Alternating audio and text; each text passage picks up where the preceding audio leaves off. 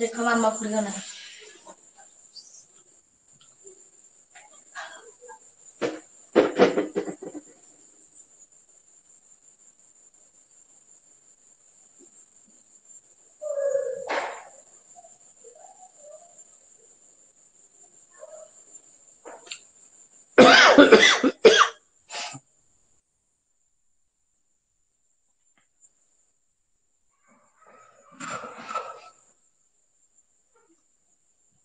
Hello dear students, welcome to TM Smart Education.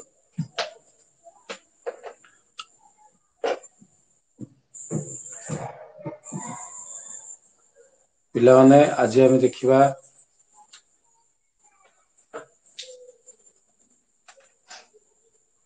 English MCQ practice जो करुले set to practice करुले board परीक्षा question पिला माने practice करुले board परीक्षा question 2021-22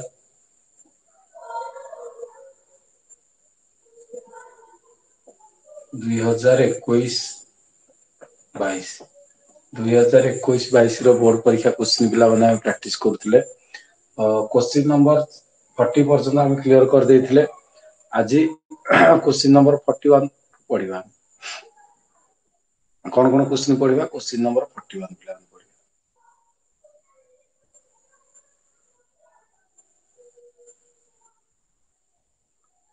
बुझे होची अच्छा देखो क्वेश्चन नंबर 41 ने हमको कौन देछि क्वेश्चन नंबर 41 ने हमको देछि people believed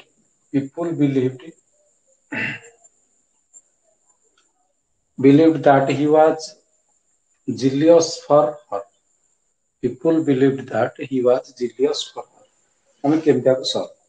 केमती आर कोडा correct state which of the following is the correct passive verb मेरा correct passive verb लावन बात आर correct passive verb कोडा क्वेश्चन नंबर कोडा करछे ना क्वेश्चन नंबर 41 रे क्वेश्चन कोन देछि ना क्वेश्चन देछि पिला माने people believed that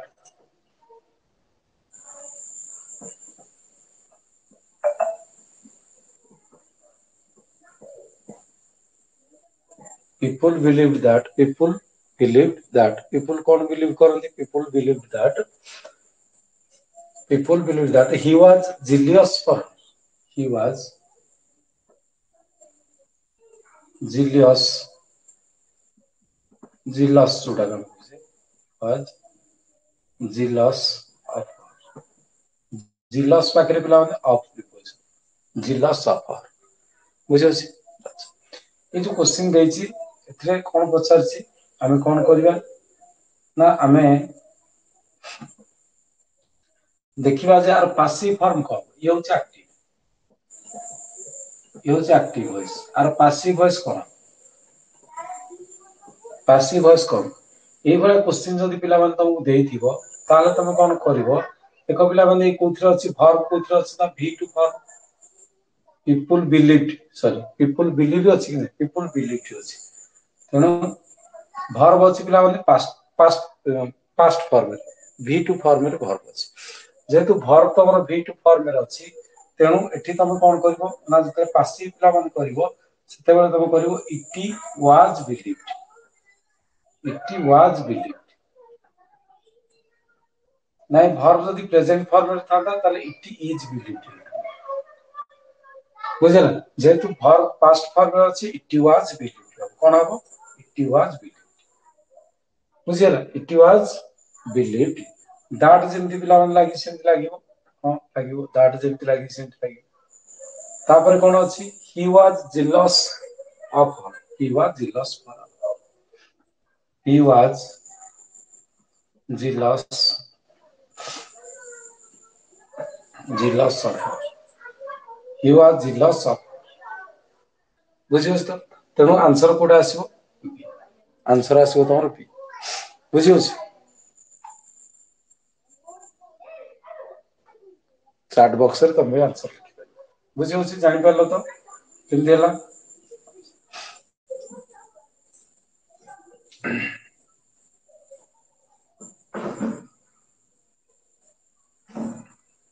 तापर देखिए हम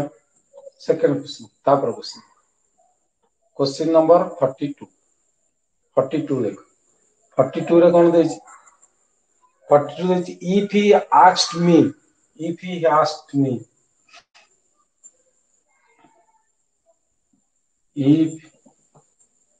ये 41 ये 42 if he asked me comma I dash help him देखो पिला माने कौन हबो एठी हम कौन करि परिबा जे हमें देखिबा कौन एठी लाखि परिबो कौन आसी परिबो या भीतर कोटा आसी देखो हमर स्ट्रक्चर कौन कहूची ना स्ट्रक्चर कहूची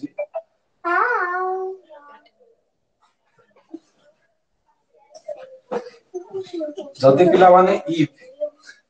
सहित जो सेंटेंस थिबो सेटा जदि पिला माने सेठी v2 फॉर्म इफ सहित जो सेंटेंस थिबो सेठी जदि v2 फॉर्म थिबो ये ऑलरेडी v2 फॉर्म अछि ये फॉर्म कोन अछि ना v2 ये ऑलरेडी v2 फॉर्म अछि जदि v2 फॉर्म थिबो ता परे जो सेंटेंस अछि बुझि परछन ता परे जो सेंटेंस तमरा आसीबो सेठी कोन लागिबो ना would or could এই টাইপের আসিব প্লাস ভার্বর পাস্ট ভার্বর প্রেজেন্ট ফর্ম আসিব ভার্বর কোন আসিব না প্রেজেন্ট ফর্ম আসিব যদি v1 থান্তা এটি যদি v1 ফর্ম রে থান্তা যদি v1 থান্তা তাহলে কোন আসতান্তা না উইল কিংবা শাল লিখি পারতান্তা ক্যান भी হিতে পারতান্তা will साल ही परिबो बुझिला प्लस v1 बुझियस अच्छा जदि v3 फॉर्म था जदि v3 फॉर्म था v3 माने ता पूर्व कोन लागिथिबो हार्ड प्लस v3 फॉर्म था जदि अर्थात हार्ड प्लस v3 फॉर्म माने पास्ट परफेक्ट जदि पास्ट परफेक्ट जदि तुमरो पास्ट परफेक्ट था बुझियो से नहीं ताले कोन होइता ना हमें एठी would have किंबा could have प्लस v3 कोन आस्ता ना प्लस v तेनु अक्वाय मन रखिया जदि तमरो कोन थाता जदि तमरो जनरल ट्रुथ थाता जदि कोन तमरो थाता जदि तमरो जनरल ट्रुथ थाता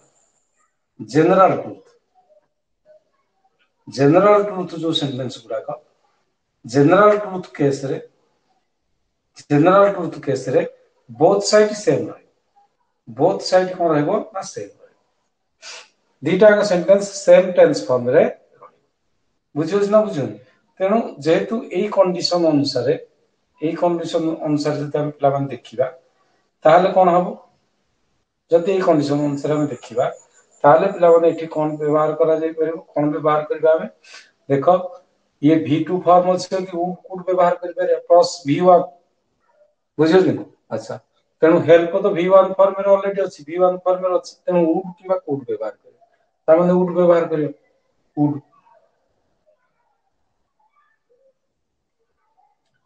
बुझियला ना बुझियला तेनु हमकु would व्यवहार करिया नहीं पड़े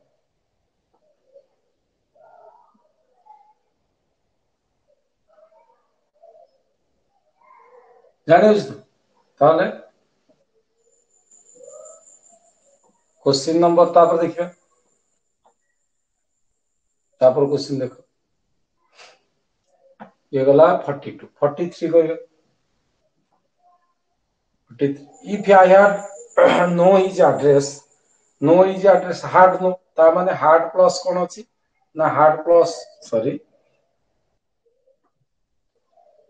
हार्ड प्लस v3 फॉर्म अछि जेतु हार्ड प्लस v3 फॉर्म अछि तले ये कोन आसी सर would किंबा could तापर आसी have तापर आसो V3 ताले वुड हैव तो एठी नहीं त माने ए आसीबोनी क्या ना कुड हैव अराइव्ड अछि वुड हैव अराइव्ड ये ही परिबो ये तो ही परिबो बुझियो ना बुझियो तेणु 43 नंबर आंसर क्वेश्चन कोन आसीबो ना 43 नंबर आंसर क्वेश्चन आसीबो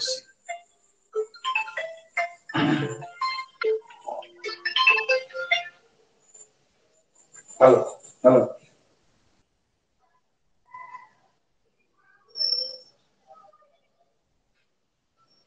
तो क्लास चालू जी होता जॉइन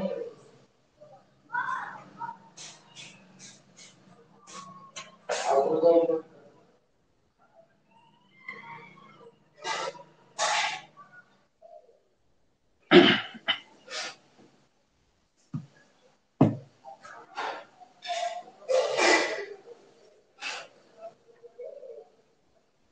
जान परलो ताले क्वेश्चन नंबर 43 असला है वुड हैव V3 तापर क्वेश्चन नंबर 44 से गोटे फार्मूला को नहीं 44 रे कौन देछि pick out the grammatical correct देखो इफ इट विल रेन कोटे विल प्लस रेन असला देखो विल प्लस रेन कोटे आछी मु तुम कहछि will shall plus V1 form जदि आसीबो ताले कोड कोन रहइबो सेही V1 फॉर्म में रहइबो ताले ये डू नॉट गो ये तो V1 फॉर्म में अछि ये तो V1 फॉर्म में अछि बुझि परन एपडे 44 नंबर क्वेश्चन देखुछु तो grammatically correct sentence speak out the grammatical correct sentence बुझियो ग्रामेटिकली कोटा तमरो करेक्ट आसी बुझियो इफ सहित तमरो V1 फॉर्म इफ सहित V1 फॉर्म अछि कि ना V1 फॉर्म ना इफ सहित V1 फॉर्म अछि इफ सहित V1 फॉर्म ना इफ सहित V1 फॉर्म ना अच्छा आई शैल नॉट गो ये V1 फॉर्म तो नहीं देखो ये इफ सहित V1 फॉर्म अछि इट रेंज देखो V1 फॉर्म अछि ना V1 फॉर्म अछि इफ प्लस V1 फॉर्म रहले सेपटे कोन लागो विल किबा शाल V1 शाल लागि छि एवं V1 फॉर्म भी अछि गो तेणु सी सेंटेंस टी करेक्ट बुझियो जे देखो एठी भी इफ सहित V1 फॉर्म अछि किंतु एपटे नाही शाल भी नाही तेणु करेक्ट सेंटेंस कोड आसीबो करेक्ट सेंटेंस न सी ही आसीबो ये सब नु बुझियो जे नहीं बुझियो जे नहीं करेक्ट सेंटेंस तोर कोड आसीबो रेगी तमरो सी ऑप्शन आसीबो बुझियो जे ना बुझी पर जाने हला क्वेश्चन नंबर 44 क्वेश्चन नंबर 45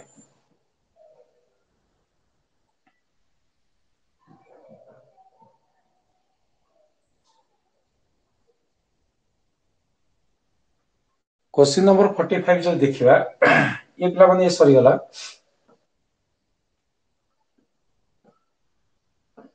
ये जहाँ थिला इफ कंडीशनल क्लॉज को नहीं की बुझियो इफ कंडीशनल क्लॉज को नहीं की जहाँ थिला कर देले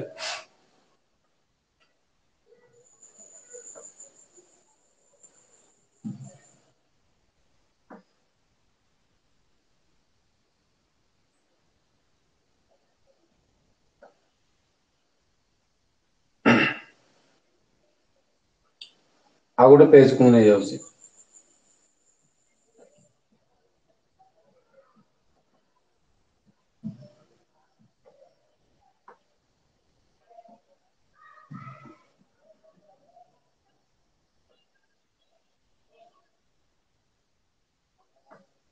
क्वेश्चन नंबर 44 देखो क्वेश्चन नंबर 44 क्वेश्चन नंबर 44 देखो 44 कौन देछि ना pick out the grammatical correct sentence कोड बुझियो ने ग्रामेटिकली कोटा करेक्ट सॉरी गला 44 सॉरी गला 45 43 44 ये सब सॉरी गला 45 देखिए you can not cheat him even though is very simple ବୁଝିଲେ ସେ ପଚାରୁଛି ଯୋଉ अंडरलाइन ଅଛି अंडरलाइन जो ଅଛି ये होची एडवर्ब क्लॉज ये को क्लॉज ना एडवर्ब क्लॉज बुझिला एई adverb clause you can not cheat him बुझिला even though he is very simple बुझिला ए जो एडवर्ब क्लॉज अछि ए एडवर्ब क्लॉज टी को प्रकार रा क्लॉज एडवर्ब क्लॉज बुझिला 55 question number 55 sorry 45 question number 45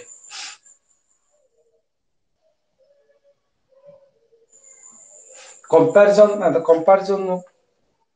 बुझिला एटा कौन से उद्देश्य नो पर्पस नो so we cannot see him एटा तो रिजल्ट नो आर रिजल्ट एटा नो कंपेयर भी करा होता मान कौन आसु ना कॉन्सेप्ट बुझिले you cannot see him even though he is very simple बुझिला जदियो से वेरी सिंपल तमे ताको चीट कर परिबो ना चीट करि परिबो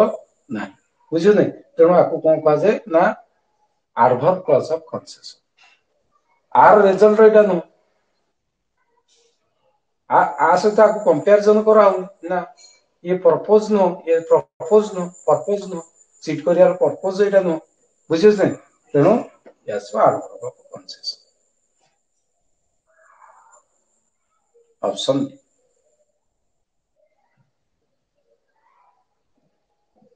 क्वेश्चन नंबर 46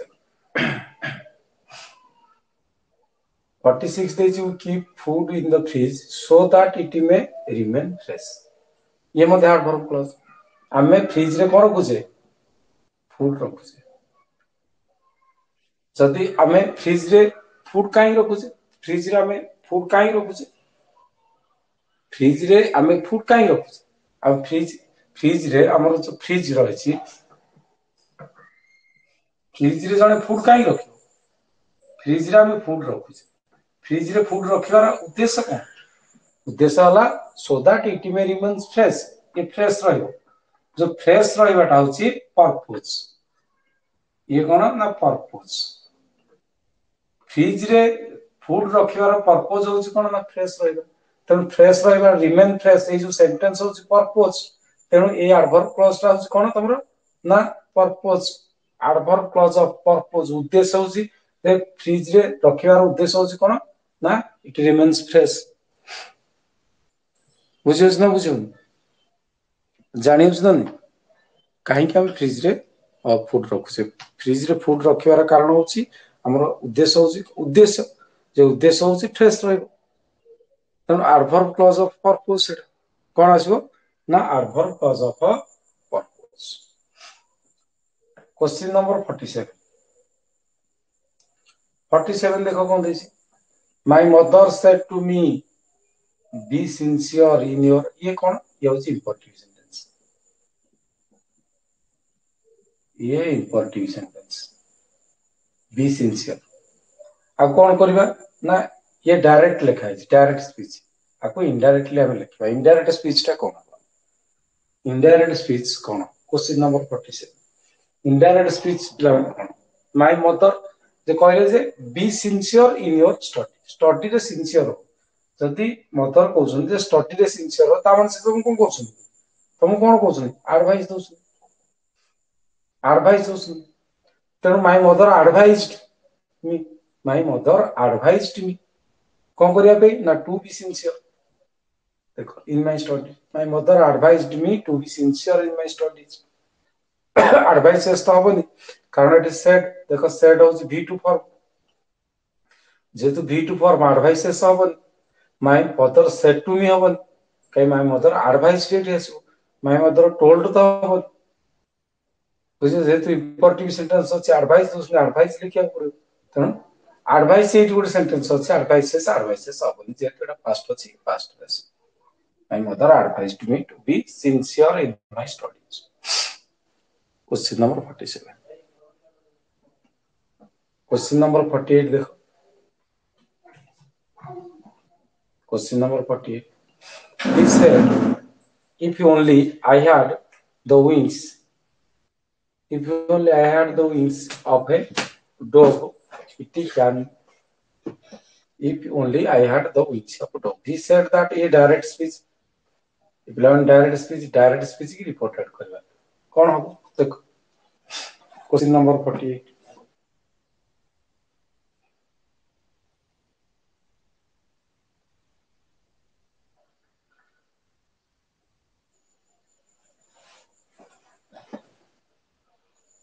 এইভাবে কেস রে ପିଲାମାନଙ୍କୁ ଆସିବ ନା ହି wished, ହି ଇଫ୍ ଲାଗି ଯୋଉ ରହିଛି ଇଫ୍ କ୍ଲଜ ହି wished,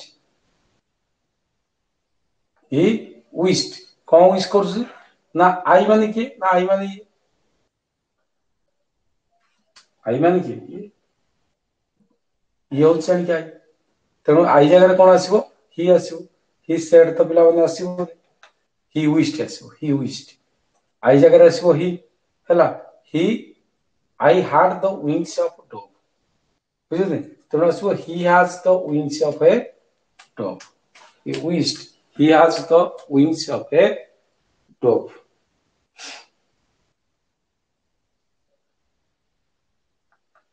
ନା he has ପିଲାମାନେ ରହିଯାଇଛି, he has ତ ରହିଯାଇଛି ହବନି, has ତ ତମର ପ୍ରେଜେଣ୍ଟ ହେଇଯିବ, ଇଏ ପାଷ୍ଟ ରେ ଅଛି, ଇଏ ପ୍ରେଜେଣ୍ଟ ରେ ଆସିଲାଣି, ଇଏ ପିଲାମାନେ ହବନି, ଇଏ ଆସିବନି, ତାମାନେ ଇଏ ତ ଆସିବନି, ଇଏ ଆସିବନି, ଆଚ୍ଛା ये देखो he very much wished, he very much wished, he very much wished, ବୁଝିଲ very much wished that କଣ ନା he had ଆଇ ପାଇଁ ଆସିଲା he had the wings of dove, ये ପିଲାମାନେ ଠିକ ହେଇପାରିବ, ବୁଝିଲ ଇଏ ହବ।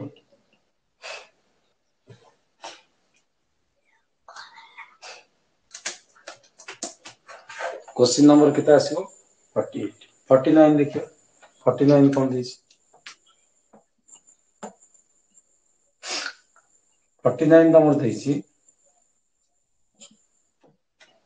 49 ଦେଇଛି he said to me do you have any work,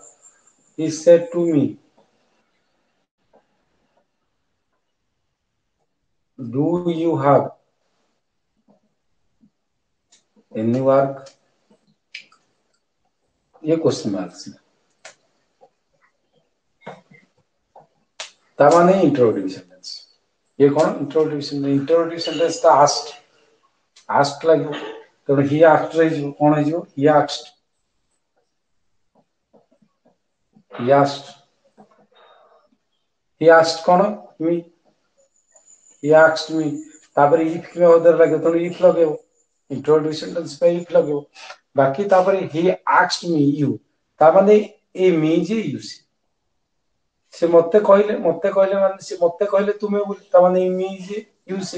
ता माने यूटा कोन हो जिवो ना आई, यूटा कोन हो जिवो ना आई, बुझियोस ना बुझियोन, एठी पिला माने कोन हबो जेहेतु तमरो ये भर्ब अछि कोथरे ना पास्ट रे, तेणु जो ये अछि को भर्ब अछि कोथरे ना प्रेजेंट रे, ये जो पिला माने पास्ट आई हैड, बुझे I had, if I had any work, question mark चिन्ह दिया हबो ना, इनडायरेक्ट स्पीच रे कोनस क्वेश्चन मार्क चिन्ह आसीबो, तेणु आंसर कौन आसीबो ना आंसर आसीबो, आंसर आसीबो पिला माने कोन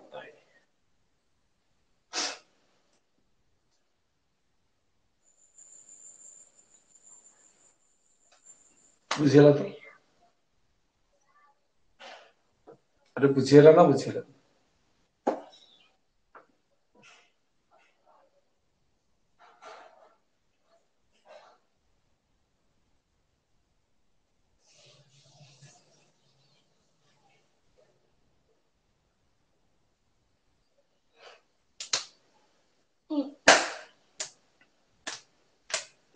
next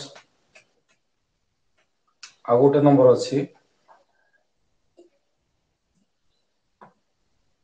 question number 50,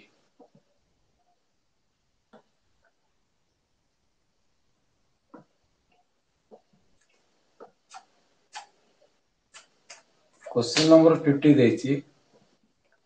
he said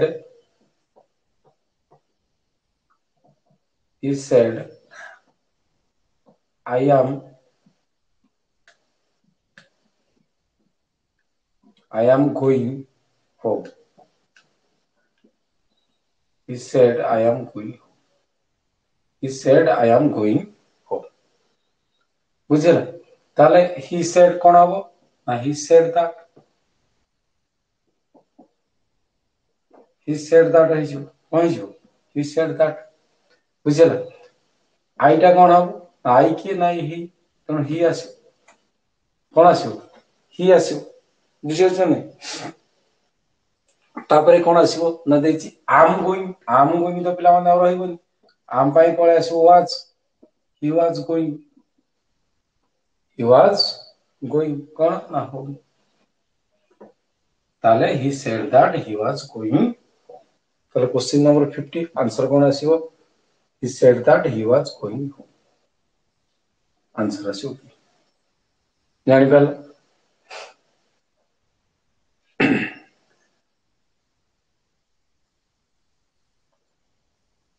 बुझियला ना बुझियला बुझियला तो ये थिला जो 40 टा क्वेश्चन हम करथिले आ 10 टा क्वेश्चन रो आंसर हम एवै कर बुझियोसी नेक्स्ट आउ जेबे पुनी प्रैक्टिस करिया हम इंग्लिश एमसीक्यू पुनी सेमति 50 टा एमसीक्यू हम प्रैक्टिस करिया बुझियोसी तमे ए क्वेश्चन एटा होसी 2021 22 मसिया क्वेश्चन 2021 22 मसिया रो एसे क्वेश्चन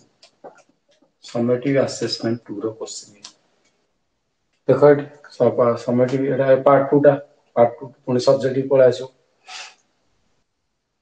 बुझियोसी हमें एमसीक्यू प्रैक्टिस कर नेक्स्ट आउ जेबे प्रैक्टिस करिया हमें पुनी आउ किछि क्वेश्चन प्रैक्टिस करिया आज लाइव क्लास को इति रखि दो थैंक यू।